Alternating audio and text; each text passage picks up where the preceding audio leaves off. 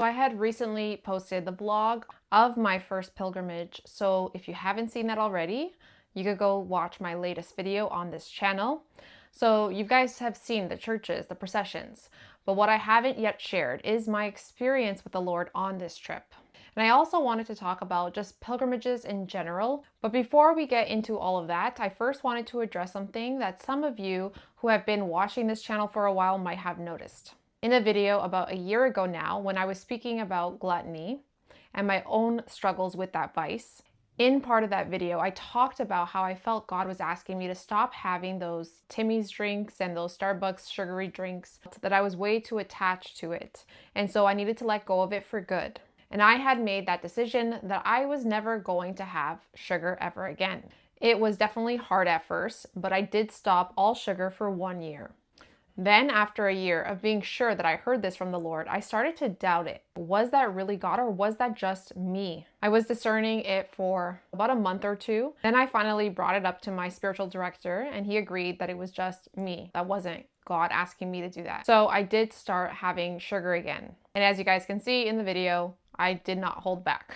What was really interesting was before I went on this pilgrimage, when I was doing my rosary lives, there was one of the times where I actually had a visual migraine. And I remember feeling like I hadn't had one in a really long time. And when I went to go look at my journal where I track this, all my visual migraines episodes, I noticed that I never actually had one for a whole year. And the connection I made was that that was the whole year that I was sugar-free.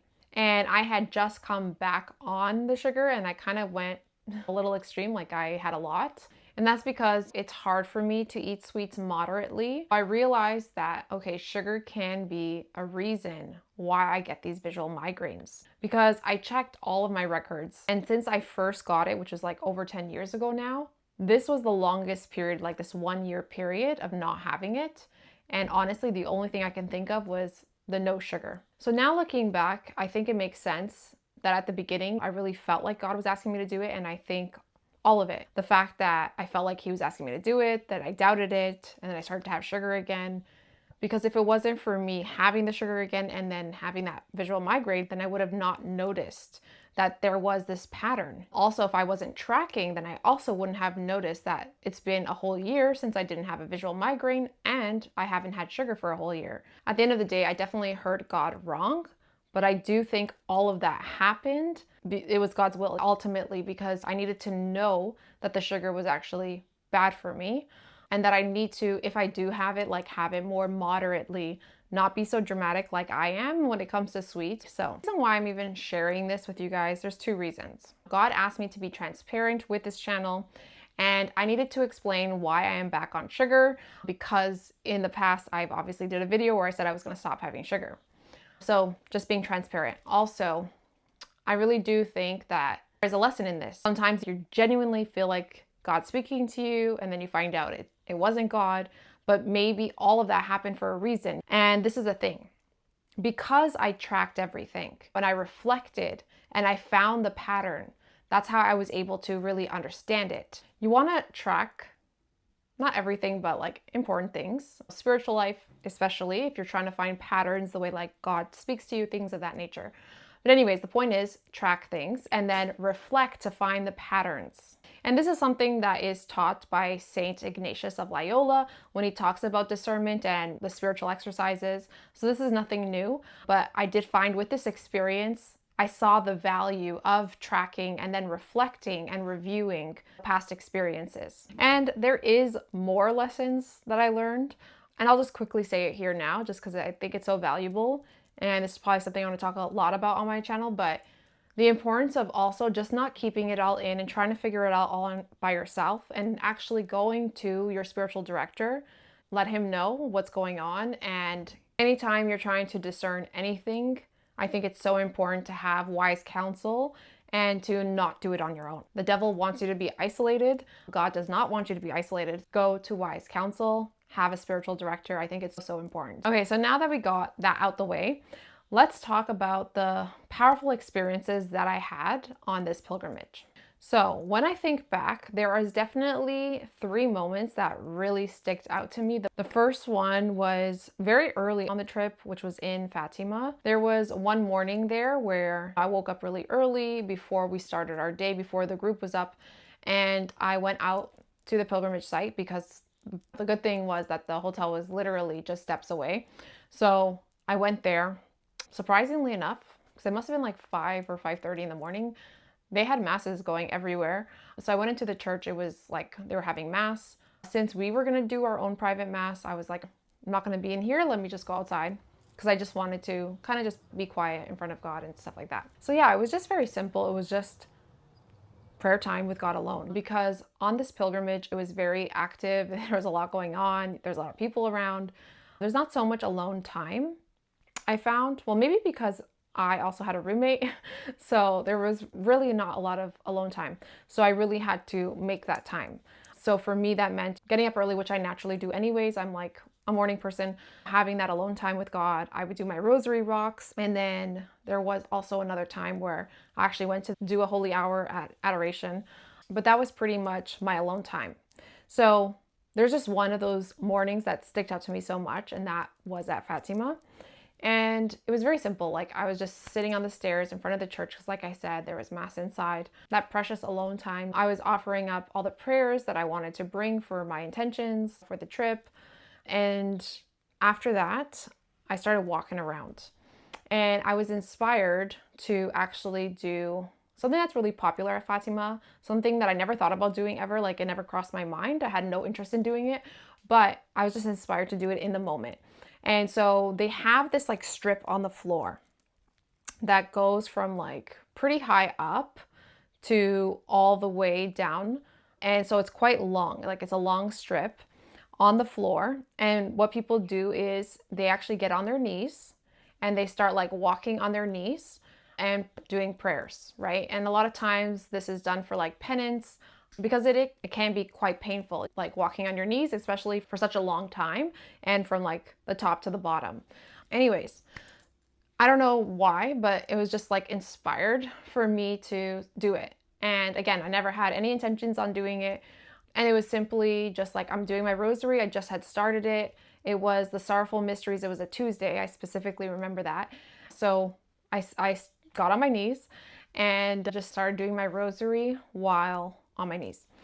And I was just taking my time, really meditating on the mysteries like you're supposed to. I was even thinking like I'm not going to do it I'm not going to go all the way down. Like whenever I finish my rosary, I'm just going to get up and leave. But I was actually enjoying it so much, like so much that I didn't want to leave. So I did the full rosary, and then I actually did the Divine Mercy Chaplet as well. I might have done a little bit more prayers because at that point I just wanted to complete it because I was already close to completing it. And yeah, it was just so precious because like at first it wasn't painful. Obviously, I'm not like super old or anything.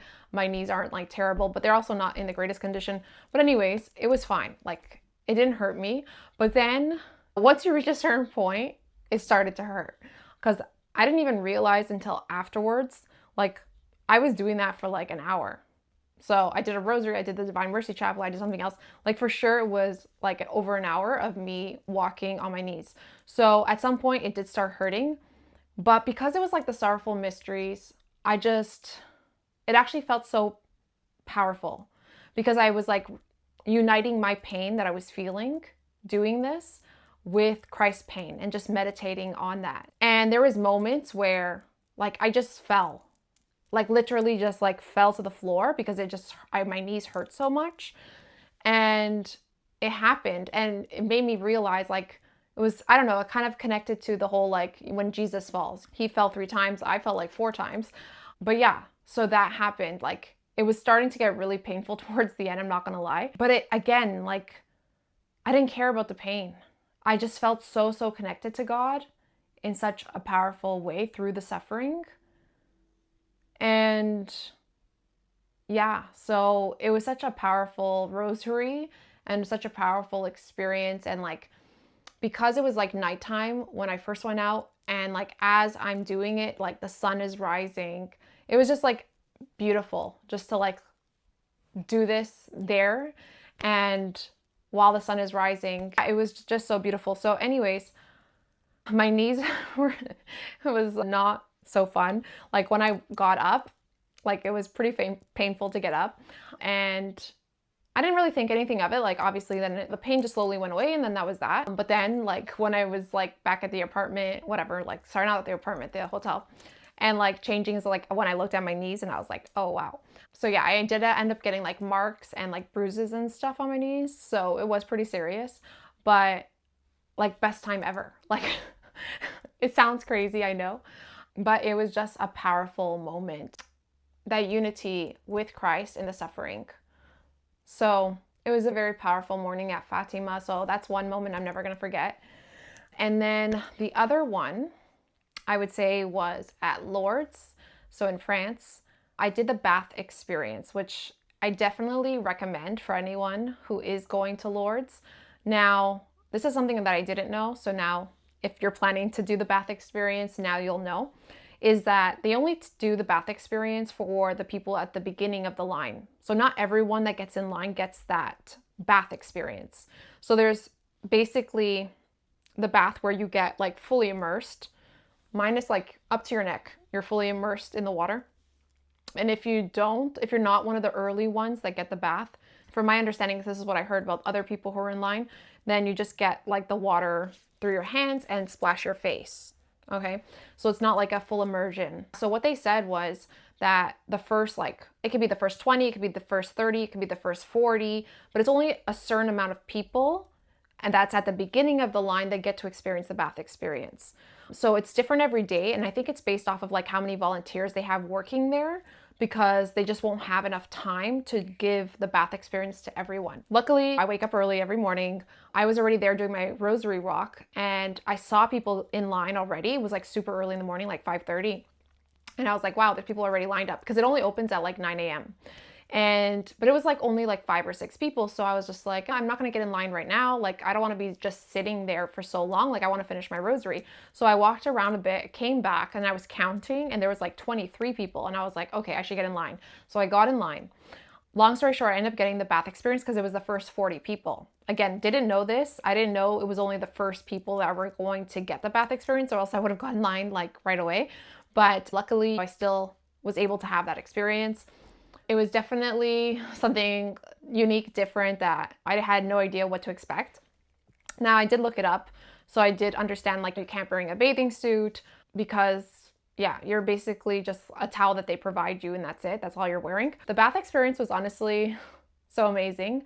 The people there are just also so amazing. So I don't think you're going to be watching this, but if you are, like, thank you for what you do, because you guys are just like amazing.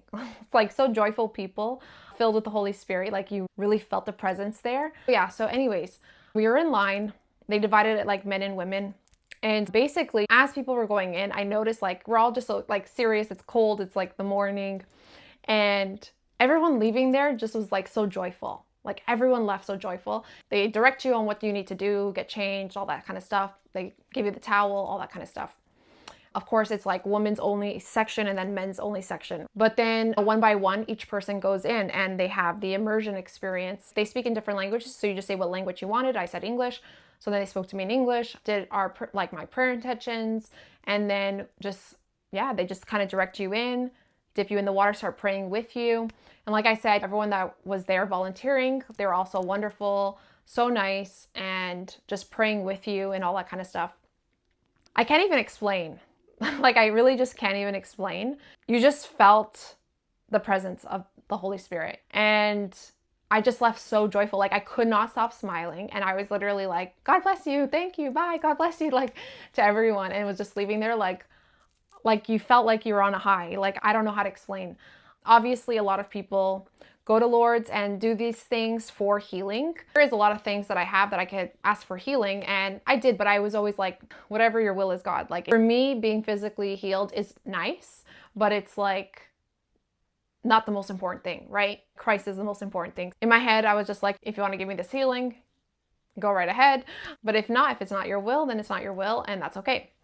So one thing I noticed, like, after the baths, is, so I have scoliosis and I do get back pain from it more as I'm getting older. One thing I noticed like afterwards is like the pain, because I was getting more back pain more recently, I would say, especially after certain things. Like if I can't really do like a lot of heavy lifting, usually when I wake up in the morning from like, I don't know what it is, maybe I sleep in different positions, I don't know, but my back does tend to hurt in the mornings and stuff like that.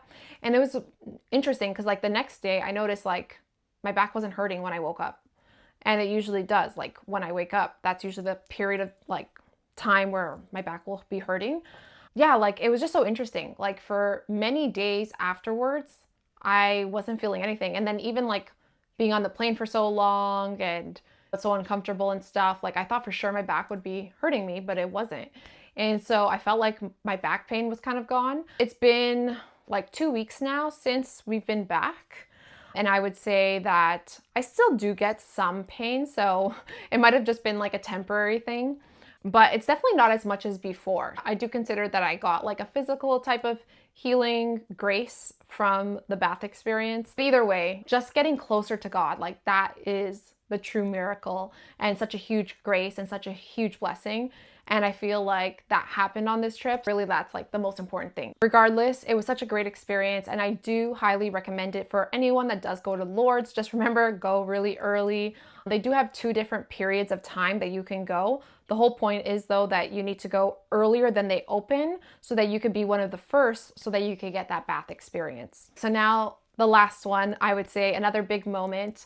It was just kind of like a nice little surprise. So when we were in Spain and we were doing our tour, we noticed that there was other people on tour and there was like a theme, and it was basically like the youth jubilee kind of a theme, and it was a whole bunch of young people. Then my roommate Monica, she ended up looking it up and she realized that there was like some sort of youth jubilee thing going on in Spain, in Madrid, and there was actually going to be a concert happening like that night. And we of course went. She really loved it because she actually speaks Spanish. I don't. I only speak Portuguese and English. Of course, we're in Spain, so Spanish, but she actually knew the artist and of course she knows the language. So she really loved the concert. Like it was such a dream come true for her. It was just so nice. Like she's the one who kept on saying things like, God always surprises. So this was an artist she really wanted to see, thought she would never see, and then was able to see.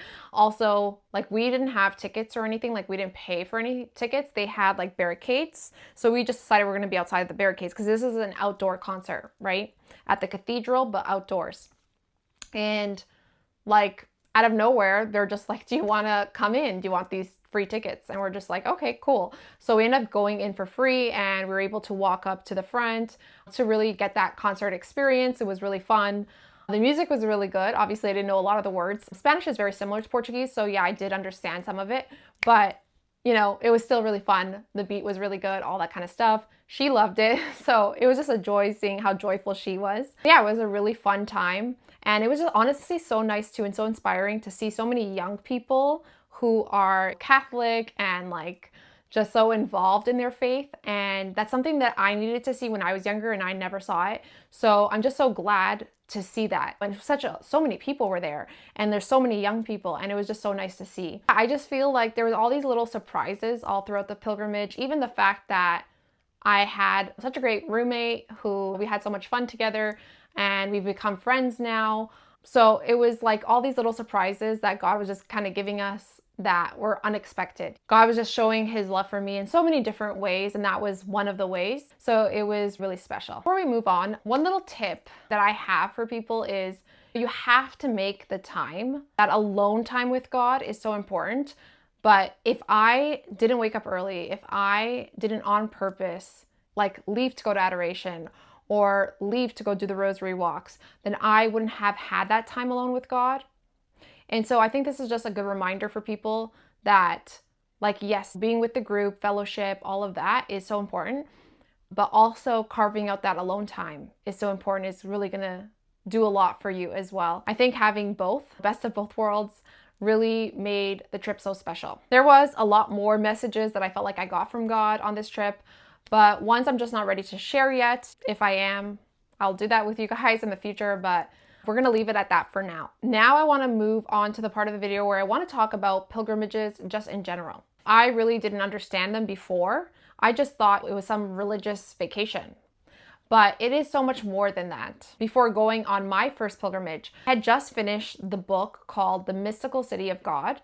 And in that book, I learned that you do get special graces when you visit holy places. I also feel like it's kind of a retreat where you get away from distractions and your everyday life. That way you have more space to encounter God than you would in your everyday life. Also, I do feel like pilgrimages are a way to meet new people. These are people who inspired me to be better Catholics. So you just never know who you're going to meet, who's going to inspire you, things of that nature.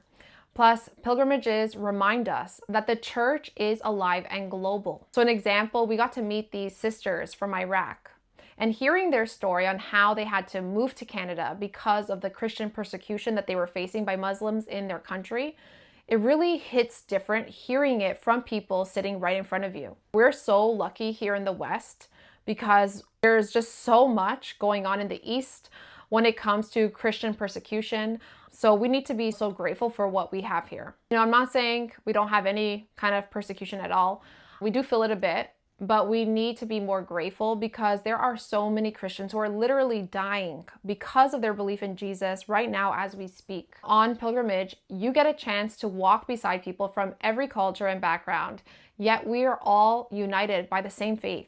That sense of unity breaks isolation, and it gives you like that little taste of heaven. Every tribe and every tongue worships together. Plus, God often uses pilgrimages as turning points, moments of deeper conversion or renewal.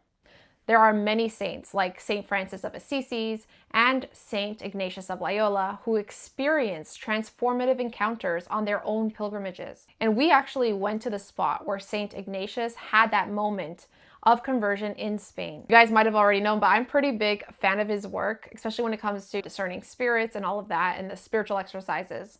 So it was such a blessing to be there in person, seeing these places where saints lived or where miracles occurred. It turns abstract faith into something really tangible. You move from knowing God to really experiencing Him in a different way. You see how God works through the physical world as well. Trips like these also inspire us to mission, to be greater saints. And like I mentioned, even getting inspired by the people around you who are on this trip with you, seeing their love for Jesus and learning about how they are so active in their own churches and their own communities. It really inspired me to want to do more as well. I was honestly so blessed to meet every single person on this trip. I feel like I learned something different from each and every person. And it was just a blessing just to be around other people who are practicing Catholics, who you can tell really love God. And like the Bible says, Psalms 84:5, blessed are those whose hearts are set on pilgrimage. I know I've only been to one pilgrimage so far, but my personal experience has shown that it comes with a lot of blessings. And this is the thing, I know not every person is able to go. Maybe physically they can't go or they can't afford to go on these types of trips. But if you do have a chance and you're like debating it, like, is it worth the money? Definitely it is worth your money. So if you do have the chance, I do highly recommend it. And of course, you don't need to go on pilgrimage to experience God. It's all about just making time for Him. We are so lucky. You can go to your local church and go do a holy hour adoration and be with Jesus. So we are so lucky as Catholics. It really does blow my mind when you think about it.